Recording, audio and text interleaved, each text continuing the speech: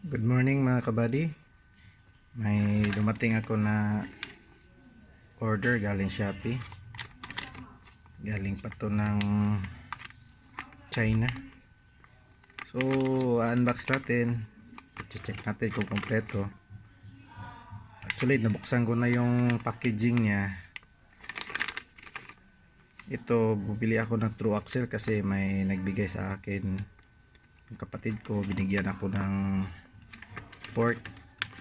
airport na Axon, Senior Santor Axon, kaso sira na yung True Axle nya. So bumili ako replacement. Titignan ko pa kung pwede to sa airport na Senior Santor Axon. So yung size nito 15 mm yung laki nito. Dito 15 mm, 155 mm naman yung length nya. Tapos yung 14 mm to, itong taas ng thread nya. Okay, CTTO yung brand. Ito naman, nag-order din ako ng True Axle na hub. Nakita ko din ito sa Shopee, kasama lang sila, isang tindahan lang binilang ko nito. Tinignan ko muna kanina kasi i-check ko kung okay ba talaga yung item na dumating. Baka scam ng Shopee na naman, kasi meron naman makikita sa Shopee ng mga scam. So pagtingin ko nito, legit naman na CTTO.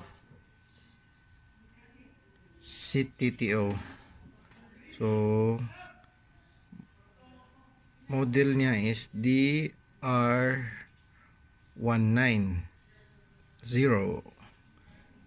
So ito ngayon naka QR ito. Check natin yung sa rear nya. The same pa din, ZTTO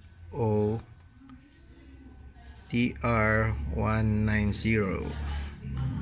Naka quick release din ito, pero may kasama siyang converter, dalawa. So check natin mamaya kung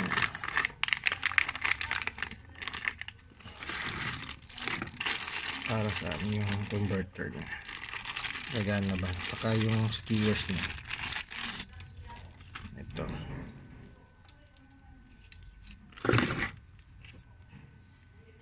Ito check muna natin kung kasya ba yung True Axle natin dito sa front. Kasi yung order natin, ganito lang ang pagtanggal ng, gamitin nyo yung skewers nyo, pasok mo dito sa, tapos voila, open mo na. Sa kabila naman, ayun, tanggal na. Sa front ito, check natin kung kasya ba. Ayun, saktong sakto, walang play, hindi maluwag.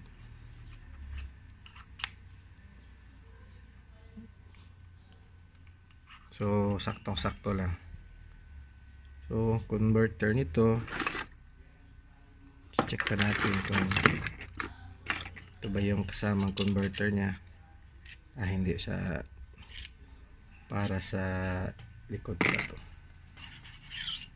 So tatry natin to, papa-align ko muna, tsaka lagay natin sa bike natin. Tsaka pala ratchet type to. Kung makikita nyo lang, precision ratchet system. So kanina ko pa tinatry na buksan itong prehab. Nagtingin ako sa YouTube, parang mahirap tanggalin. So pero sound check muna tayo. Ito ang tunog niya. Mas maganda to pakinggan pag naikabit na natin. Pakakabit ko muna mamaya. Mga kasikad, ito na naikabit ko na yung hub na binili ko, yung sa Shopee. Ito, napaalign ko na rin. Ito siya. Sa sound check muna natin. Hirap gawin. Saglit lang. Ito ratchet type kasi to. So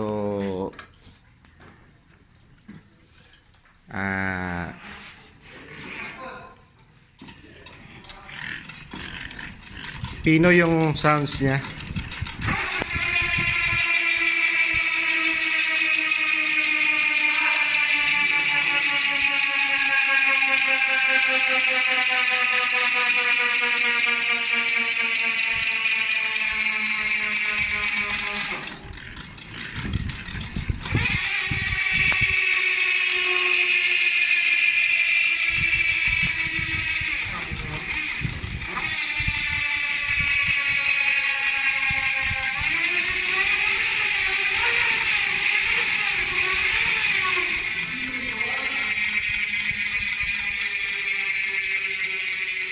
Ayan. Ito yung sound check niya. Ratchet type. 54 clicks. Tsaka convertible to quick release. Pwede rin through axle. So okay yung freewheeling niya. Matagal din. So tapos ito, bumili pala ako ng bagong headset. Ipakabit ko na rin, hindi ko na videohan kasi itong frame ko is integrated or non-tapered ito. So ngayon yung fork ko na ito is tapered ito, binigay sa akin ng kuya ko. So bumili ako ng bagong headset na pwede siya adapter. So ito ngayon, kung dati kasi yung bearing nito nasa loob lang yung bearing. Ito ngayon medyo nasa labas na, may holder siya dito. So tapered to, throw axle. Ito yung throw axle, pina-machine ko muna kasi di siya kasya dito. Tapos wala pa siyang kasamang lock, so bumili ako ng 14mm na nut doon lang sa mga tindahan ng bolts and nuts.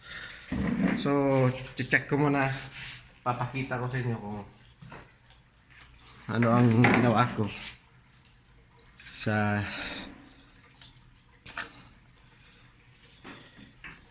to.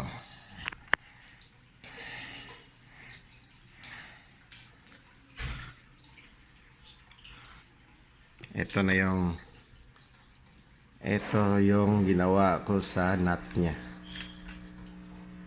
To. Actually steel lang tong nut niya. Hindi ako nakabili ng ito. Ito, pinamachine ko siya. Para swak din siya dito sa loob. Kasi ayan. Tsaka papakita ko muna. Kasi yung dito, pinamachine ko din. Ito. Pinamachine ko para kasya din siya doon sa loob. Kasi may groove ito eh. Kung makikita nyo, may groove siya. So kasi iba kasi talaga yung axle nito. Kasi yung axle nito parang quick lock lang siya. Kaso nasira dito. Ayan, kita nyo. Improvise na lang talaga tayo dito. So wala pa siyang lock. Kasi walang lock dito sa loob. Walang kasamang lock. Walang